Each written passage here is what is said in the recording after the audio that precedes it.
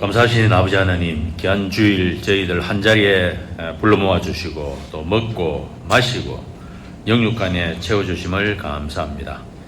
주님, 이 시간 우리가 말씀을 삼아야 이 자리에 모여사오니 주의 성령님께서 동행하여 주시고 말씀을 깨닫고 확신하도록 도와주시고 우리의 믿음이요 신앙 고백이 되도록 도와주시옵소서.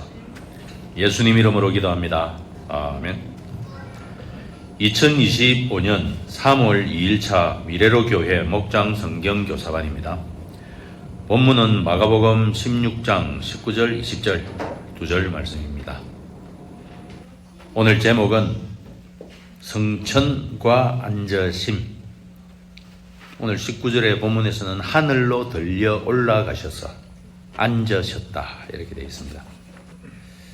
자, 19절에 보시면 주 예수께서 그들에게 말씀하신 뒤에, 이 장면은 지금 부활하신 이후에 예수님 성천을 앞두시고 제자들과 함께 말씀하시는 그 장면이죠. 예수님은 부활하신 뒤에 40일 동안 제자들과 함께 먹고 마시고 성경 공부하시고 가르치시고 깨닫게 하시고 그리고 대위임령도 주시고 40일 동안 굉장히 예수님 바쁘셨습니다. 지난 3년 반 동안 예수님 제자들이 예수님과 함께 하면서도 깨닫지 못했던 말씀들이 굉장히 많습니다. 그들이 깨닫지 못했지만 예수님께서 그들에게 많은 말씀을 주셨어요. 그 중에 대표적인 것이, 못 깨달았던 것이 십자가 말씀이었습니다. 정말 중요한 십자가 말씀이지만 제자들은 못 깨달았고, 그럼에도 불구하고 예수님은 십자가 말씀을 계속 이야기를 하셨고, 그리고 십자가 이후 부활 말씀 같이 붙여서 계속 말씀하셨고 못 깨달았습니다. 그런데 그 모든 내용들을 제자들이 이제 깨닫게 되었다는 사실입니다. 중요한 사건, 십자가 사건이 실제로 눈앞에서 일어났고, 그리고 중요한 부활 사건이 실제로 눈앞에서 일어났고, 그리고 그 부활하신 예수님께서 40일 동안 함께 먹고 마시고 대화하면서 제자들의 마음에는 의심할래야 더 의심할 수 없는 확실하게 부활하신 예수님, 확신했죠. 그러니까 이제 예수님 입장에서는 예수님의 모든 가르치심이 제자들이 이제는 의심하지 아니하고 바로 확신 있게 받아들이죠. 자, 그러면 예수님께서 40일 동안 가르치신 내용이 무엇일까요? 복습입니다. 3년 반 동안 했던 그 모든 내용들 중에 제자들이 듣고 이해 안 되고 안 받아들이고 했던 모든 것, 다시 예수님 말씀하실 때 제자들 마음 가운데는 스펀지 빨아들이듯이 쫙 들어가면서 정리정돈이 다 되었다는 사실입니다. 그래서 그 내용을 보면은 부활 이후 40일 동안 가르치신 것, 첫째, 하나님 나라에 대해서 가르치셨다. 예전에는 하나님 나라 이야기하면 우리 이스라엘 나라 회복 뭐 이런 걸 생각하죠. 그렇지 않다. 하나님 나라가 앞으로 예수 피로 말미암는 하나님 나라가 확장되어 나갈 것이다. 이거 당연히 영접하죠. 그 핵심이 십자가와 부활로 시작되었다는 거 이제는 이해를 합니다. 둘째로는 구약 성경을 열심히 공부하고 예수님 가르치십니다. 그래가지고 이를 성취하신 분이 누구냐? 예수님이시다. 구약 성경의 핵심을 한 단어로 말하면 예수님이 오실 것인데 예수님이 왜 오시는가? 어린 양, 화목 제물로 오신다. 이게 핵심 내용이죠.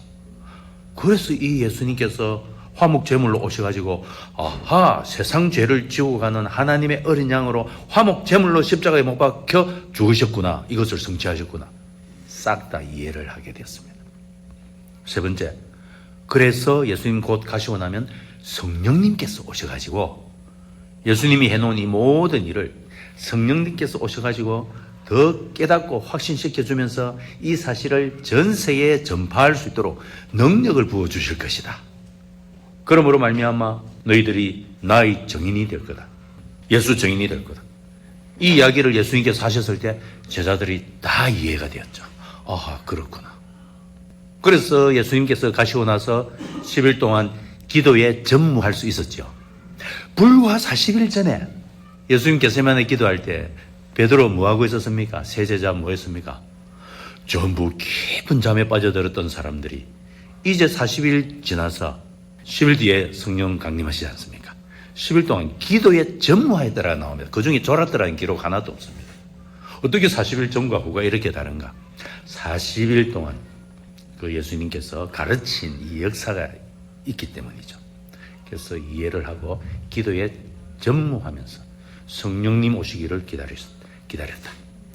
그리고 예수님께서 제자들에게 40일 동안 대위임령을 주십니다. 내가 너희와 함께한다. 이 말씀하셨지만 실제로는 성령님이 오셔서 성령을 통해 예수님이 함께 일하시지요. 예수님과 성령님은 같은 분 아닙니다. 두 분이세요. 서로 구별되는 다른 인격이십니다. 하나님으로서는 같은 분. 그러나 하시는 일은 다른 분. 십자가에 못 박히신 분은 예수님. 이 일을 확신 있게 가르쳐 주시고 또 이 일을 전파하도록 도와주시는 분은 성령님. 이 성령님과 함께 예수의 영이 함께 일하신다. 이렇게 우리 이렇게 삼위일체로 말합니다.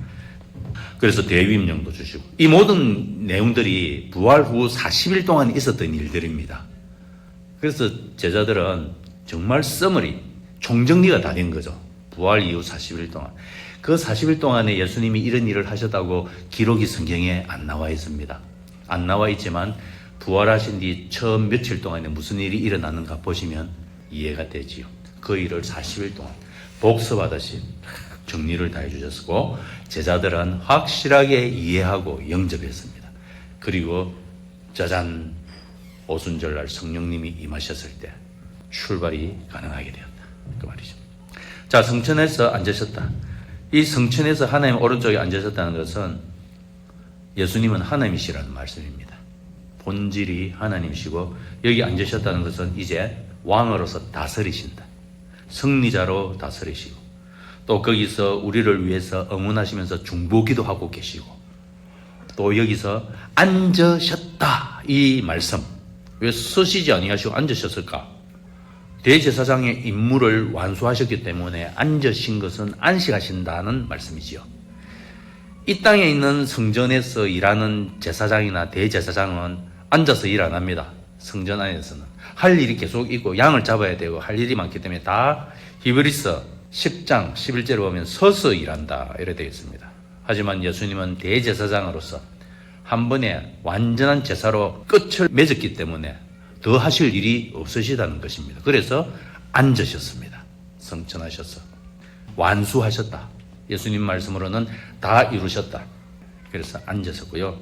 이 예수님은 누구신가? 우리의 기준이 되시는 분이기 때문에 우리가 헷갈릴 때는 예수님을 바라봅니다. 우리의 기준, 믿음의 기준이기 때문에 또 우리를 온전케 하시기 때문에 승리자 예수님 하나님 우편에 앉아 계시고 또 예수님은 앉으시면서 내가 아버지께로부터 받아서 성령을 너희에게 보내겠다 이렇게 말씀하셨죠. 그 약속대로 성령님을 우리에게 보내셨습니다. 그래서 삼위일체로 함께 하시는 이 예수님은 부활하신 예수님은 하나님 우편에 계시고 영으로서는 성령님을 통해 우리와 함께 하신다. 예수님의 임재 이렇게 말하는데요. 자, 20절에 보시면 이제 사도들은 제자들은 나가서 곳곳에서 복음을 전파할 때 주님이 그들과 함께 일하시고 할 때 이 함께는 성령을 통해서 함께 하신다 이 말씀입니다. 우리가 여기서 성령님의 존재를 약화한다든지 잊어버린다든지 미국에는 그런 이단도 있습니다. Only Jesusism 그런 파도 있습니다. 이단입니다. 성령님의 존재가 필요 없는 Only Jesusism. 네, 여기서 실수하는 거죠. 주께서 그들과 함께 일하신다. 누구를 통해? 성령님을 통해. 예수님의 영이 함께 일하신다. 이 성령님 우리와 함께 일하십니다. 이럴 때 말씀에 따라서 말씀을 확정시켜주는 표징이 나타난다. 특히 초대 사도시대 많이 나타났고요. 오늘날도 나타납니다. 오늘날도 말씀을 우리가 전파하고 영혼 구원하여 제자 삼는 이 사역의 말씀을 증거할 때 크든 작든 간에 표징이 따릅니다. 우리가 눈치를 못 챌 수도 있고 말씀을 증명하는 확정시켜 주시는 표징 여기 말씀대로 나타납니다. 자, 중요한 것은 우리가 성령님에 대해서 인식을 하셔야 됩니다. 성령께서 왜 오셨는가? 이것은 예수님께서 성천을 하셨고 성천하시기 전에 약속했기 때문에 그 약속대로 말씀대로 오셨습니다. 그래서 성경은 삼위일체 하나님을 말합니다. 예수님께서 공생의 기간 동안에 예수님 혼자 일하신 것은 아니죠. 성부 하나님, 성령 하나님과 삼위일체로 함께 일하십니다. 자, 그래서 우리가 삼위일체 하나님을 말할 때 이렇게 구별해서 사역을 나누어서 이야기를 할 수 있어야 됩니다. 그것은 곧 사도신경에 잘 표현이 되어 있습니다. 첫째, 하나님은 창조주 하나님. 두 번째로 예수님을 말할 때는 대속주 예수님. 예수님이 십자가에 못 박혀 죽었고 우리의 죄를 대신 짊어지셨죠. 대속주 예수님. 그러면 성령님은 뭐라고 부를까요? 보혜사 성령님. 보혜사는 함께 하신다는 말입니다. 20절에 그들과 함께 할 때 이 함께는 보혜사 성령님을 말씀하죠. 이 세 분이 하나님으로 한 하나님이시지만 사역이 이렇게 나뉘어 있습니다. 창조주 하나님, 대속주 예수님, 보혜사 성령님. 그래서 지금 우리 신앙생활 중에는 누가 사역하고 계십니까? 보혜사 성령님의 사역 가운데 우리가 동행하고 있는 것입니다. 보혜사 성령님을 통하여서 예수님의 임재를 경험한다, 이렇게 표현합니다. 보혜사 성령님의 사역이지요, 지금. 그래서 예수님은 마태복음에도 그렇게 약속했습니다. 세상 끝날까지 내가 너희와 항상 함께 있으리라 말씀하시놓고는 왜 하늘로 가셔버리셨습니까? 네, 그렇죠. 보혜사 성령님이 오셔서 이 약속을 성취를 하시죠. 그래서 밑에 주의사항 별표, 붉은 별표, 이 표현 주의하셔야 됩니다. 이거는 X입니다. 왜 X인가 하면 모호한 표현이라는 것입니다. 부활 예수님이 성령님으로 오셨다? 뭐가 빠졌고 뭐가 다른 표현일까요? 이거 구별 잘해야 됩니다. 그러면 부활 예수님이 곧 성령이시라는 말로서 들리지요. 네, 그런 표현은 모호한 표현이기 때문에 그렇습니다. 그래서 이렇게 표현하시면 안 되고 밑에 동그라미 나왔습니다. 성령님을 통해라는 이게 중요합니다. 혹은 성령 안에서 성령님을 통해 부활 예수님이 우리와 동행하신다. 혹은 실제로는 부활 예수님은 하나님 우편에 앉아 계십니다. 부활의 몸을 입고 있는 분, 온 우주 안에 3차원적 좌표를 갖고 계신 분, 부활 예수님. 그분은 하나님 지금 우편에 좌표가 있고요. 성령님을 통해 함께 하신 분은 누구신가? 그리스도의 영이라고 말합니다.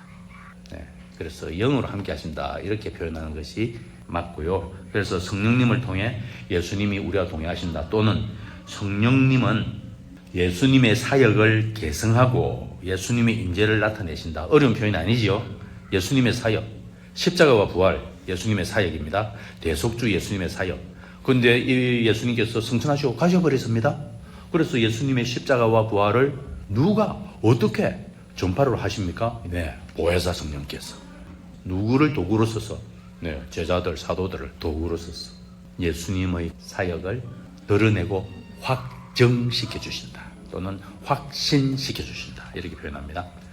그래서 우리가 성령님의 사역에 대해서 무지하거나, 네, 또는 무시하거나 신경을 안 쓰거나 그러면 오류에 빠질 수 있습니다.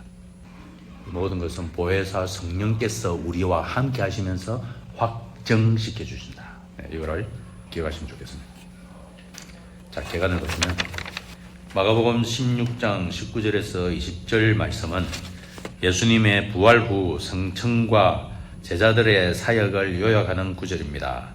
초대교회는 예수님의 성천을 강조하며 그분이 하나님 우편에 앉아 계심을 신앙 고백으로 삼았습니다.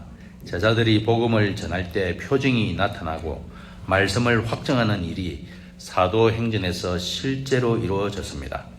오늘 본문은 예수님의 성천과 제자들의 선교를 통해 복음이 계속 전파될 것임을 보여줍니다. 자, 복음이 전파되는데 가장 중요한 내용은, 자, 나눔을 보시면 복음이 전파되는 데서 가장 중요한 내용은 나눔 인용 구절 있죠? 같이 한번 읽어보시겠습니다. 시작. 오직 성령이 너희에게 임하시면 너희가 권능을 받고 예루살렘과 온 유대와 사마리아와 땅끝까지 이르러 내 증인이 되리라 하시니라. 네, 이것을 주어 동사를 압축해서 보면 성령이 너희에게 임하시면 내 증인이 되리라. 이 내용입니다. 성령이 너희에게 임하시면. 그리고 앞부분 성령이 너희에게 임하시면 이 부분은 우리에게 성취된 부분입니다. 오순절 이후로 예수 믿는 모든 분에게는 앞부분이 성취가 됩니다. 성령님의 내주 동행이 일어납니다. 그리고 성령 충만함을 받는다. 충만함을 받으면 권능을 받고, 여기 권능. 그리고 예수 증인의 삶을 살 수 있게 된다. 자, 이렇게 말씀했죠. 자, 나눔 보시면 예수님이 성천하셔서 하나님 우편에 앉으심은 성령님을 보내시는 근거가 됩니다. 예수님이 성천하지 않으셨다면 성령님이 임하지 않으셨을 것이며, 성령님이 강림하셨다는 것은 예수님이 하나님 보좌에서 다스리고 계심을 증거합니다. 성령님과 내주 동행하고 충만케 하심을 받는 것은 곧 예수님의 다스림을 받는 것이고 또 예수 증인으로 살아가는 것을 능히 가능케 해주는 일입니다. 하여 우리는 지금 보혜사 성령님과 내주 동행 충만케 하심을 잘 이해하고 집중을 하시면 곧 누가 드러나는가? 예수님이 드러나게 되어 있습니다. 그래서 이 둘 다 사실입니다. 성령의 내주 동행과 충만케 하심을 받으면 예수님이 드러나는 삶을 살게 되는 것이며, 또 예수님을 드러내기를 간절히 사모하고 기도하고 구하면 또 성령께서 동행하시면서 충만케 해주십니다. 양자가 같은 팩트입니다. 자, 기도 같이 읽어보겠습니다. 시작. 주 예수님, 성천하셔서 하나님 우편에 앉으시고 온 세상을 다스리시는 주권자 되심을 찬양합니다. 주님께서 제자들과 함께 역사하셨듯이 오늘도 우리와 함께 하시며 복음을 증거할 능력을 주시옵소서. 우리가 성령님 안에서 주님의 말씀을 증거하는 도구가 되어 하나님 나라가 확장되게 하소서. 예수 그리스도 이름으로 기도합니다. 아멘. 아담스 바이블. 주님께서 그들과 함께 일하시고 여러 가지 표징이 따르게 하셔서 말씀을 확정하여 주셨다. 감사하신 주님, 주님께서 성천하심으로 성령님을 우리에게 보내어주시고 우리로 하여금 능력을 받아서 부활하신 예수님의 증인으로 살아갈 수 있도록 도와주신 은혜를 감사합니다. 주님, 우리가 날마다 보혜사 성령님과 내주 동행하며 성령님의 충만케 하심을 드리도록 도와주시고 이를 통해 예수님을 왕으로 모시고 또 왕의 다스리심을 받을 뿐만 아니라 예수 증인으로 살아갈 수 있도록 날마다 도와주시옵소서. 예수님 이름으로 기도합니다. 아멘.